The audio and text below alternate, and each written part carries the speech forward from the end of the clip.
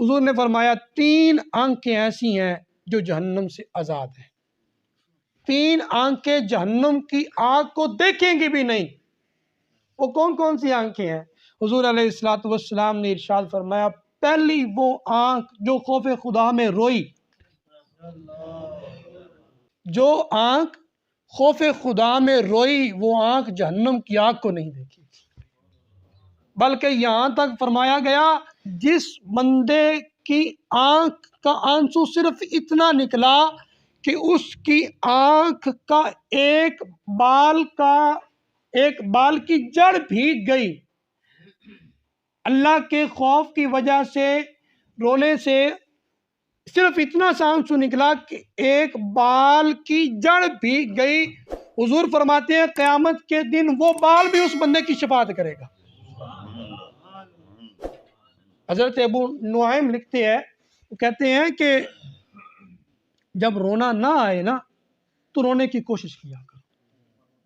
کیا کیا کرو؟ رونے۔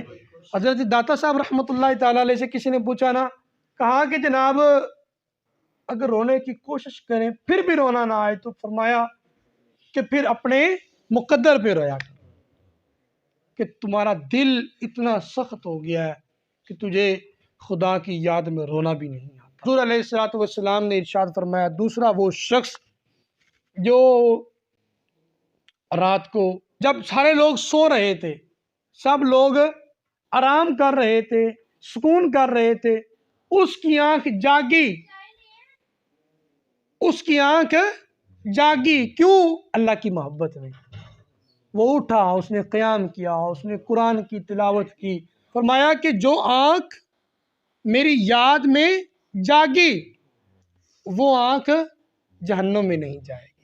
تیسرا حضور علیہ السلام نے ارشاد فرمایا کہ جو بندہ بے حیائی کی طرف نہ دیکھے، اپنی آنکھ کی حفاظت کرے، اپنے آپ کو بچائے، حضور علیہ السلام کا ارشاد ہے، آپ نے فرمایا کہ وہ آنکھ بھی جہنم میں نہیں جائے گی۔